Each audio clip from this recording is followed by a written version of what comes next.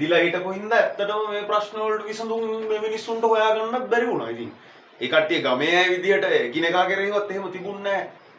ලොකු අනිත් කෙනා වෙනුවෙන් පෙනී සිටිය යුතුයි කියලා එකක්වත් ඇත්තටම එහෙම අවබෝධයක්වත් තිබුණේ නැහැ. ඒකත් හේතුවක් වුණා යාළගේ ඒ පීඩාවට ලක්වීමට. ඒගොල්ලෝ පීඩණයටපත් වෙන්නේ ඒක හේතුවක් බවට පත් වුණා. ඉතින් ඇත්තටම බලන්නකො සමාජය තුළ අපි කොච්චර බෙදිලා ඉන්නවද? රටවල් විදියට බෙදිලා ඉන්නවා.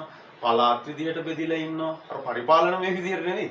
අපි අර මනසෙම නෑ උන් වැඩක් නෑ අපිට. අපි අපේ මේ ඉන්න ටික විතරයි හොඳ. අපේ වර්ගය විතරයි හොඳ. අපේ ජාතිය විතරයි හොඳ. අපේ ප්‍රදේශය විතරයි හොඳ. මම කරන විෂයන් විතරයි හොඳ. එහෙම කියලා එකක් නෑ. මේ විවිධත්වය තුළ තමයි ලස්සන රැඳෙන්නේ. දැන් අපි බලන්නකො ජනේලයක් ගාවට ගිහිල්ලා අපි ජනේලෙන් එළිය බලනකොට ජනේලෙන් එළිය බලන්නේ හැම අවස්ථාවකම මට පේනවා විවිධ වර්ණ. මට එක වර්ණයක් විතරක් නෙවෙයි පේන්නේ. මට විවිධ වර්ණ පේනවා. එතකොට මේකේ ලස්සන මම මගේ අත දිහා බැලුවම මට එක සමාන ඇඟිලි ටිකක් පේන්නේ නැහැ. මට විවිධ හැඩේ විවිධ දිග ප්‍රමාණයන් තියෙන ඇඟිලි ටිකක් දකින්න ලැබෙන. මේ විවිධත්වය තුළ තමයි මට දේවල් ග්‍රහණය කරගන්න, අකුරු ලියන්න, හරිද මම මිනිස්සෙක් විදිහට වගේ යම් යම් කුසලතා වර්ධනය වෙන්නේ මේ විවිධත්වයේ හේතු වෙලා තියෙනවා. ඒ හින්දා අර මම දැකලා තියෙනවා එහෙම බෙදිලා ඉන්න ඕනේ නැහැ. ඉතින් බලන්නකො කොටින්ම අපි ගොඩක් වෙලාවට මේ සමාජය තුළ කරන විෂයන් වලින් බෙදෙනවා. අර මම කොමර්ස්, මම ආර්ට්, මම මේ ටෙක්, මම මැත්ස්, මම බයෝ ඒවා නෑ. මේක අපි ඔක්කොම එකයි.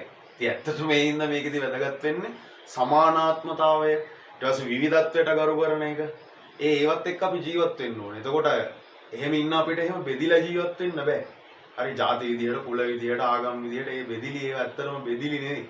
හරි ඒවා අපි අර සැලකිය යුතු ආකාරයේ හොඳ බෙදිලි නෙවෙයි. එහෙම බෙදිලා ජීවත් වෙන්න අවශ්‍ය නැහැ.